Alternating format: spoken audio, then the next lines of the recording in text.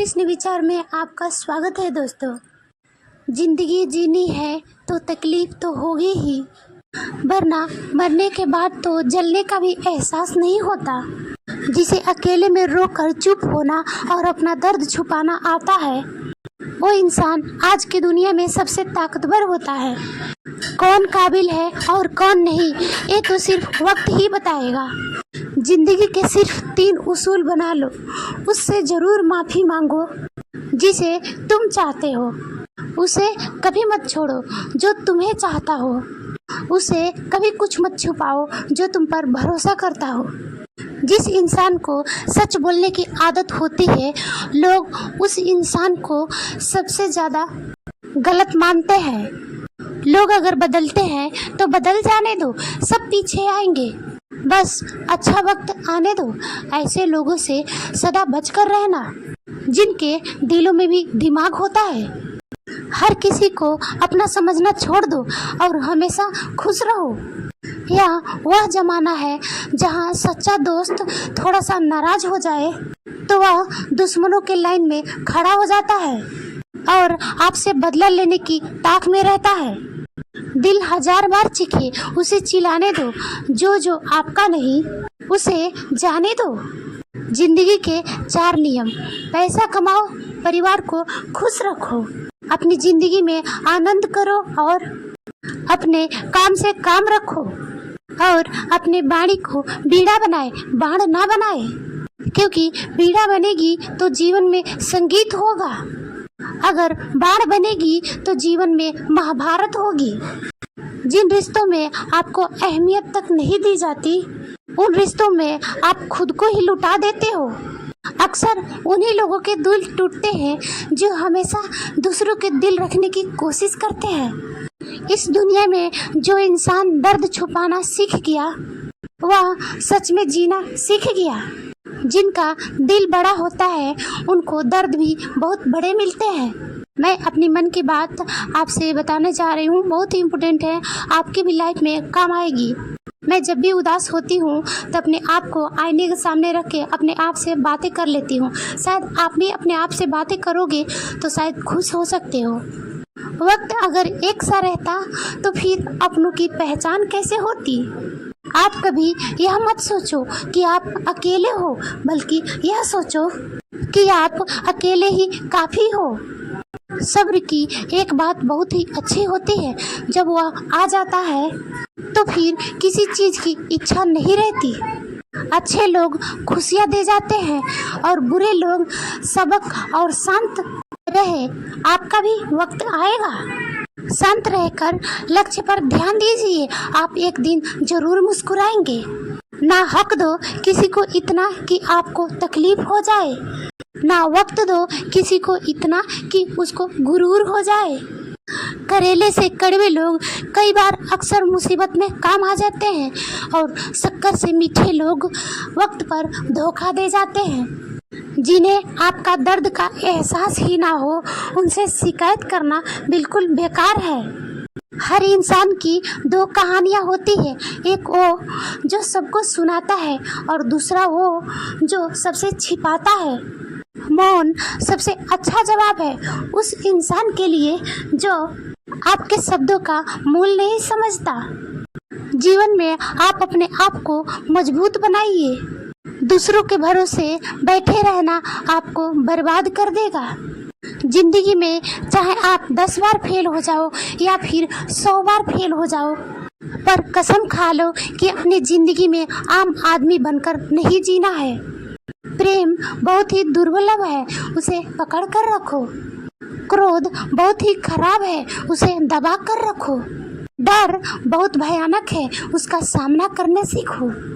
Tension, depression और बेचैनी इंसान को तभी आते हैं जब वह खुद के लिए कम और दूसरों के लिए ज़्यादा सोचता है। सब्र करना दुनिया के सामने रोने से कई ज़्यादा बेहतर है। जो व्यक्ति अपने पास होने वाली चीज़ों से संतुष्ट नहीं है, उसे भविष्य में मिलने वाली चीज़ों से भी कभी संतोष नहीं होगी। दूसरों को अपनी ज़िंदगी में कीमती बनाओगे तो आप खुद उनके लाइफ में सस्ते हो जाओगे। खुश देखने की जबरदस्ती में इंसान और ही ज्यादा उदास हो जाता है। विश्वास जीतने में तो पूरी जिंदगी लग जाती है, लेकिन उसे तोड़ने के लिए एक पल ही काफी होता है। मनुष्य अब व्यवहारिक नहीं बल्कि व्यावसायिक हो चुका है। रिश्ते सिर्फ उन्हीं से मधुर है जिनसे लाभ अधिक है। अहंकार उन्हीं को होता है जिन्हें बिना मेहनत से सब कुछ मिल जाता है। मेहनत से सुख प्राप्त करने वाला व्यक्ति दूसरों को मेहनत का भी सम्मान करता है। जिंदगी में कभी किसी को कम मत समझो। पूरी दुनिया को डुबाने वाला समंदर तेल की एक बूंद को नहीं डुबाता है। रिश्ते उन्हीं से रखो जो समय आने पर सहयोग और प्यार दिखाए, औकात नहीं। जीवन में धोखा खाना भी बहुत जरूरी है, क्योंकि चलना माँ बाप तो सिखा देते हैं, लेकिन संभलना खुद ही सीखना पड़ता है। मोह खत्म होते ही खोने का भी डर निकल जाता है। चाहे दौलत हो, वस्तु हो या रिश्ता हो या फिर जिंदगी, हर किसी को बदलने की कोशिश मत करो। जो बुरे हैं उन्हें बुरा ही रहने दो, बस खुद को उनसे अलग कर दो, क्योंकि जिसकी जैसी सोच होती है उसकी वैसे ही नियत होता है। आजकल के रिश्तों के लिए सबसे खतरनाक वह लोग हैं जो अपनों के खिलाफ कानों में जहर घोलते हैं। बोलना तो 2 साल की उम्र में ही सीख जाते हैं, लेकिन बोलना क्या है यह सीखने में पूरी जीवन लग जाती है। उन्हें अपना समझने से क्या फायदा जिनके अंदर आपके लिए कोई अपनापन ही ना हो। दुआ जमा करने में लग जाओ दोस्त, क्योंकि दौलत साथ नहीं जाएगी। आजकल रिश्ते तो सूर्यमुखी के फूलों की तरह होते हैं, जिधर ज्यादा फायदे मिले उधर ही घूम जाते हैं। अपना और पराया क्या है? जो भावनाओं को समझे वह अपना, और जो भावना से खिलवाड़ करे वह पराया, और जो दूर हो कर भी पास हो वह अपना, और जो पास रहकर भी दूर हो वह पराया। जिंदगी में हमेशा उनसे दूर रहना जो आप में वह कमी बताए जो आप में है ही नहीं। अपनी गलती को ना मानना एक यह सबसे बड़ी गलती होती है। जो लोग अपनी गलती नहीं मानते वह आपको अपना कैसे मानेंगे? सब संस्कार की बात है, वरना माचिस से दिया भी जलाए जाते हैं और सिगरेट भी। प्यार और दोस्ती हर जगह पाए जाते हैं, परंतु यह ठहरते वही हैं जहाँ पर यह इन्हें इज्जत मिलती है। ईश्वर से कभी उम्मीद मत छोड़ना और दुनिया से कभी उम्मीद मत लगाना। भरोसा रखें, हम जब कहीं किसी के लिए अच्छा करते हैं तब हमारे लिए भी कहीं कुछ अच्छा हो रहा होता है। एक गांव में एक बहुत ही गरीब ब्राह्मण रहता था और उसके घर में एक बहुत ही विशाल पीपल का वृक्ष था। उस वृक्ष पर एक मोर मोरनी का जोड़ा रहता था और वह दोनों मोर और मोरनी बहुत ही बुद्धिमान थे। वह ब्राह्मण बड़ा ही सीधा साधा और सच्चा इंसान था। वह बेचारा बड़ा गरीबी का जीवन जी रहा था और परिवार का पालन पोषण भी सही से नहीं कर पा रहा था, लेकिन वह ब्राह्मण उन दोनों मोर और मोरनी का बहुत ही ख्याल रखता था। वह उनको खाने को भोजन देता था और पीने को पानी भी समय से देता था। उस ब्राह्मण के दिल में जीव जंतुओं और पशु पक्षियों के लिए बहुत ही दया भावना और प्रेम था। वह मोर और मोरनी भी उस ब्राह्मण के घर पर बहुत खुश थे। मोर को अपने लिए भोजन लेने कहीं जाना ही नहीं पड़ता था, क्योंकि ब्राह्मण भोजन उनके घोंसले में ही दे दिया करता था। फिर एक दिन मोरनी मोर से कहती है कि यह ब्राह्मण मन का कितना अच्छा है और हमारी कितनी सेवा करता है, परंतु यह आवश्यकता से ज्यादा सीधा साधा है। यह अपने भोलेपन के कारण अपना आत्मविश्वास खो चुका है और यह अपने परिवार का पालन पोषण भी ठीक प्रकार से नहीं कर पाता है। मोर कहता है, हाँ प्रिय, गरीबी के कारण इसके जीवन में बहुत ही कष्ट है। तब मोरनी बोलती है, संसार में यह 6 कष्ट बहुत ही दुखदायक होते हैं। पहला दुख है पत्नी का वियोग, दूसरा दुख है अपनों द्वारा किया गया अपमान, तीसरा दुख है कर्ज को ना चुका पाना, चौथा दुख है दुष्ट राजा को सेवा करना, पांचवा दुख है दुष्ट पुरुषों की संगत करना और छठवां दुख है गरीबी में जीवन का गुजारा करना। इन दुखों के कारण मनुष्य के शरीर बिना अग्नि के ही जलता रहता है। ब्राह्मण को अत्यंत चिंतित और लाचार देखकर एक दिन मोर और मोरनी ने आपस में विचार किया कि हमें ब्राह्मण के कुछ मदद करनी चाहिए। बेचारा ब्राह्मण हमारे लिए इतना कुछ करता है, सारे पक्षियों की इतनी सेवा करता है, इसके बदले में हमें इसके लिए कोई काम, कोई रोजगार का इंतजाम करना चाहिए ताकि इसका और इसका परिवार का जीवन सुखी से व्यतीत हो सके। रात भर सोचने के बाद अगले दिन मोर और मोरनी ब्राह्मण से कहते हैं, हे ब्राह्मण, आप राजा के पास चले जाओ और राजा से कहना कि वह अपने यहाँ तुम्हें काम पर रख ले और जिस समस्या को कोई नहीं सुलझा पाएगा उस समस्या को तुम सुलझा दोगे और वेतन के रूप में राजा से रोज 100 स्वर्ण मुद्राएं मांग लेना। ब्राह्मण कहने लगा, हे पक्षियों, इतनी मुझ में काबिलियत कहाँ है कि मैं राजा के समस्याओं को समाधान कर पाऊँ, लेकिन फिर भी तुम दोनों कहते हो तो मैं चला जाता हूँ। मोर और मोरनी के कहने से वह गरीब ब्राह्मण राजा के दरबार में पहुँच गया और जैसे ही ब्राह्मण को उन दोनों पक्षियों ने समझाया था, ब्राह्मण ने राजा से वैसा ही कह दिया और हर रोज वेतन के रूप में 100 स्वर्ण मुद्राएं लेकर आता था। राजा कहने लगा कि ब्राह्मण, जानते हो 100 स्वर्ण मुद्राएं हमारे यहाँ मंत्री को भी नहीं मिलते हैं और तुम हमसे 100 स्वर्ण मुद्राएं पाना चाहते हो। ब्राह्मण ने सिर झुकाकर उत्तर दिया, हाँ महाराज, 100 स्वर्ण मुद्राओं से कम नहीं लूंगा। उधर मंत्री ने ब्राह्मण को देखा कि उसका रंग सांवला है, शरीर बहुत कमजोर है, मैले कुचले फटी पुरानी वस्त्र है, सिर पर फटी हुई पगड़ी बंधी हुई है। उसका चेहरा बता रहा था कि वह ब्राह्मण बहुत ही गरीब है। फिर भी मंत्री को न जाने क्या सूझी कि मंत्री ने राजा से कहा कि महाराज, आप इन्हें 100 स्वर्ण मुद्राएं के वेतन में रख लीजिए। ब्राह्मण गरीब तो है पर 100 स्वर्ण मुद्राएं से कम में नहीं मान रहा है, तो इसमें कोई ना कोई काबिलियत जरूर होगी। राजा बोला, मंत्री जी, यदि मैं इसे 100 स्वर्ण मुद्राएं देकर काम में रख लूं तो क्या दूसरों के साथ अन्याय नहीं होगा? हमारे पुराने दरबारी भी इतने रुपए नहीं पाते हैं। मंत्री ने कहा, महाराज ब्राह्मण यदि 100 स्वर्ण मुद्राएं पाने की जिद कर रहा है तो जरूर कोई ना कोई विशेष बात तो इसमें होगी। आप इसके चेहरे को देखकर किसी निष्कर्ष पर मत पहुंचिए। मंत्री को बार बार आग्रह करने पर राजा ने ब्राह्मण को अपने यहाँ काम पर रख लिया। फिर शाम को राजा ने उस ब्राह्मण को 100 स्वर्ण मुद्राएं दे दिया। 100 स्वर्ण मुद्राएं लेकर वह ब्राह्मण अपने घर आया और वह मुद्राएं उसने अपनी पत्नी के हाथ में थमा दिया।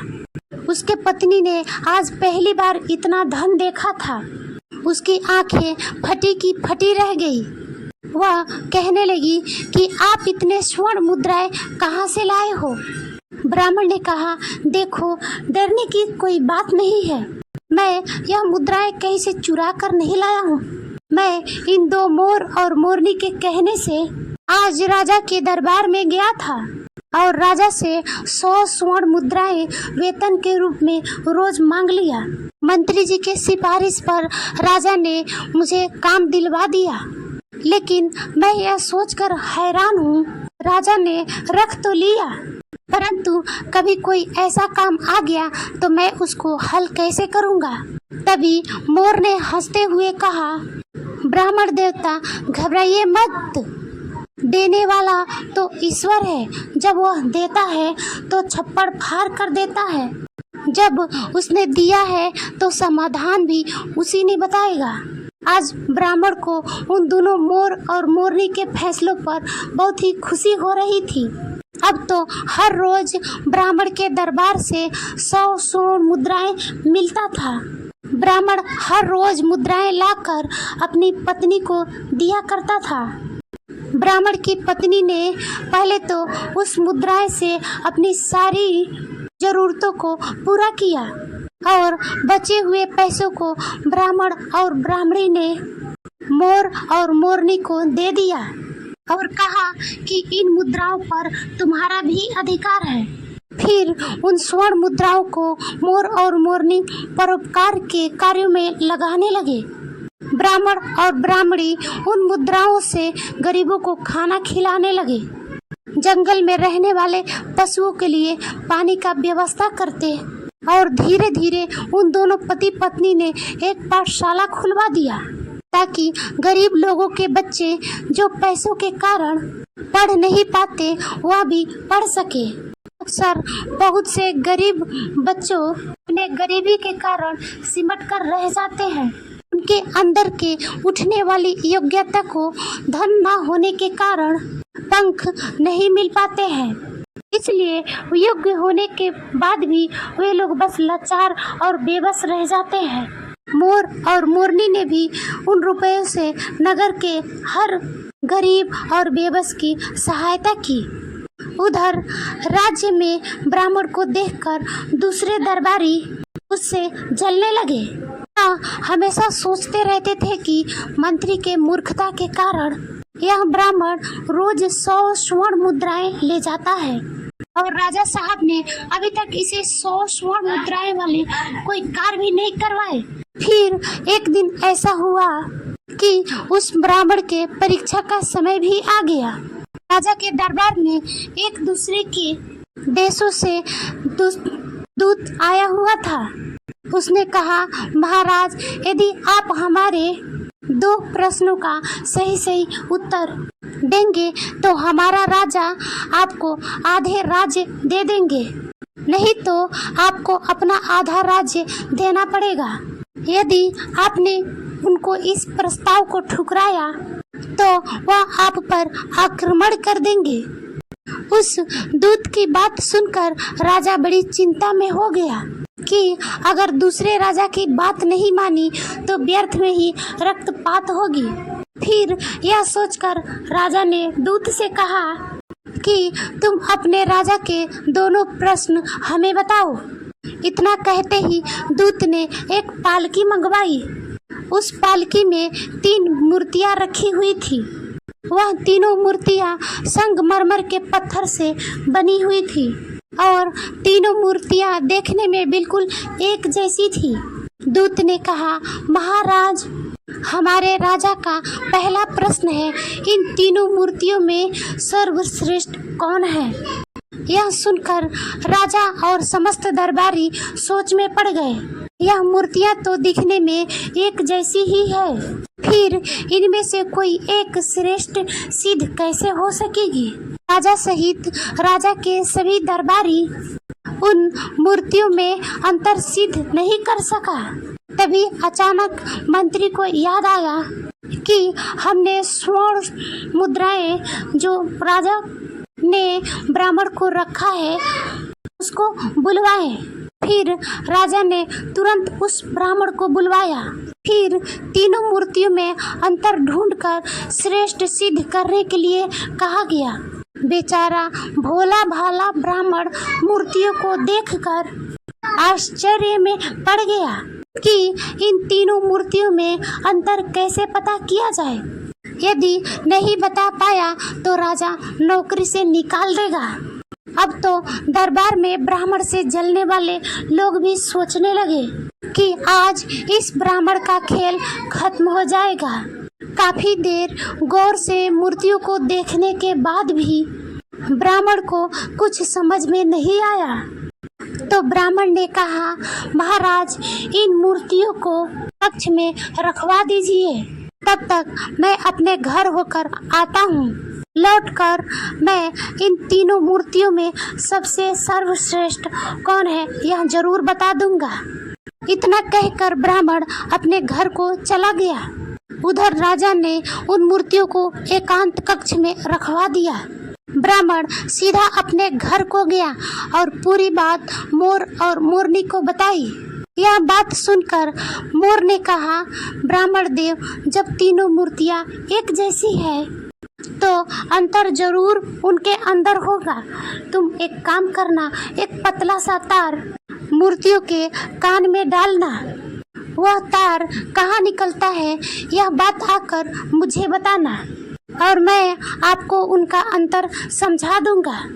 ब्राह्मण तुरंत राजमहल में जाकर मूर्तियों के पास गया और एक पतला सा तार उनके कान में डालकर देखा। पहली मूर्ति के कान में तार डाला तो वह तार दूसरे कान से बाहर निकल गया। फिर दूसरी मूर्ति के कान में तार डाला तो वह मुंह से बाहर निकल गया। फिर तीसरी मूर्ति के कान में तार डाला तो वह तार बाहर ही नहीं निकला। ब्राह्मण ने पूरी बात आकर मोर को बताई कि पहली मूर्ति की कान की छेद आर पार है। इसका अर्थ है कि वह किसी भी बात को एक कान से सुनती और दूसरे से निकाल देती।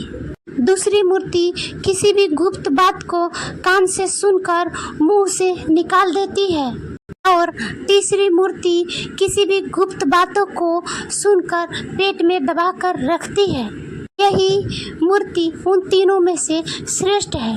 जो मनुष्य सबकी सुनकर उसे अपने अंदर रखता है, उसे किसी से कहता नहीं और समय आने पर उन बातों को प्रयोग में लाता है, वही मनुष्य बुद्धिमान माना जाता है। मोर ने जैसा बताया, ब्राह्मण ने वैसा ही जाकर राजा को बता दिया और फिर दूसरे देश का राजा इस उत्तर से बहुत संतुष्ट हुआ। ब्राह्मण के दरबार से सभी दरबारी बहुत ही खुश हुए और ब्राह्मण की जय जयकार करने लगे। तभी उस दूत ने दूसरा प्रश्न रखा कि ऐसा कौन सा व्यक्ति है जो एक मरे हुए व्यक्ति के कारण जीवित रहता है और ऐसा कौन व्यक्ति है जो जीवित रहने वाले व्यक्ति के कारण ही जीवित रहता है। ब्राह्मण प्रश्न सुनकर फिर भागकर मोर और मोरनी के पास गया और इस बार मोरनी ने बताया कि हे ब्राह्मण देवता, इसका उत्तर एक तो आप हैं यानी ब्राह्मण हैं और दूसरा व्यक्ति वैद्य है और जो व्यक्ति मर जाता है उसके मरने के बाद के श्राद्ध कार्य से लेकर पंडित यानी ब्राह्मण दक्षिणा लेकर अपनी जीविका चलाता है और दूसरा व्यक्ति वैद्य मृत्यु को ओर जाने वाले बीमार लोगों को जीवित रखकर उनसे कमाए हुए धन से अपना पेट भरता है। ब्राह्मण ने यही उत्तर जाकर राजा के सामने रख दिया। पूरे दरबार में ब्राह्मण की जय जयकार होने लगी। फिर शर्त के अनुसार राजा को आधा राज्य मिल गया। पूरे नगर में ब्राह्मण की इज्जत बढ़ गई। फिर एक दिन राजा ने सोचा कि ब्राह्मण प्रश्न सुनकर अपने घर क्यों जाता है, जरूर इसका कोई कारण है। राजा के पूछने के बाद ब्राह्मण ने बताया कि उसके घर के बाहर एक पीपल का वृक्ष है। उस पेड़ पर एक मोर और मोरनी का जोड़ा रहता है। वे दोनों पति पत्नी बहुत ही बुद्धिमान हैं। उनके कहने पर ही मैं आपके यहाँ नौकरी कर रहा हूँ और उन दोनों ने ही इन प्रश्नों के उत्तर मुझे बताए हैं। ये सुनकर राजा बहुत खुश हुआ। फिर राजा ने दोनों मोर और मोरनी को अपने महल में बुलवाया और उनसे पूछा कि तुमने यह ज्ञान कहाँ से प्राप्त किया। तब दोनों पक्षियों ने मुस्कुरा कर जवाब दिया, महाराज, हमने यह ज्ञान इसी ब्राह्मण से पाया है जिसके घर में हम रहते हैं। यह ब्राह्मण बहुत ही विद्वान है। इन्होंने शास्त्रों का बहुत ही अध्ययन किया है। जब यह ब्राह्मण शास्त्रों का अध्ययन करता था तब हम पेड़ पर बैठे बैठे सुनते थे। यह इन्हीं की कृपा का फल है। महाराज, यह ब्राह्मण बहुत ही सीधा साधा है। इनमें आत्मविश्वास की कमी थी। यह जीवन भर अपने सीधेपन से अपने गरीबी का दुख भोगता रहा। इस बार इन्होंने हमारी सलाह मानी और यह सफल हो गए। राजा कहने लगा, हे पक्षी, मुझे तुम पर बहुत गर्व है। तुमने एक लाचार ब्राह्मण का मान बढ़ाया है, साथ ही साथ तुमने इस राष्ट्र का नाम रोशन किया है। मांगो, तुम क्या मांगना चाहते हो? तब मोर कहता है, महाराज, मैं यह चाहता हूँ कि हमारे नगर में सभी जीव जंतुओं का जीवन सुखमय हो और कोई भी पक्षी या कोई भी जानवर भूख प्यास के कारण ना मरे।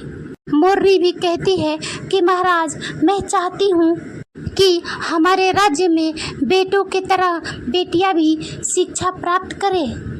कहते हैं, जहाँ नारी अज्ञानता के अंधकार में भटकती है वहाँ पर कभी सुख शांति नहीं आ सकती। नारी अपने संतान की गुरु होती है। यदि वह शिक्षित होगी तो उसके संतान भी शिक्षित होंगे। मोर और मोरनी के कहने पर राजा ने अपने राज्य में नारी शिक्षा की और जीव जंतुओं की सेवा की बहुत ही अधिक बढ़ावा दिया। जिस प्रकार सुंदर से सुंदर फूल भी बिना सुगंध के व्यर्थ है, उसी प्रकार मनुष्य चाहे कितना भी रूपवान हो, बलवान हो, चाहे वह बड़े कुल में पैदा हुआ हो, विद्या के बिना और जीव जंतुओं के दया के बिना सब व्यर्थ है।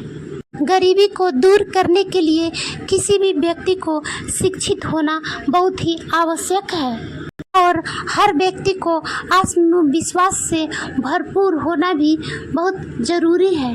जय श्री कृष्ण दोस्तों, आज के वीडियो में बस इतना ही।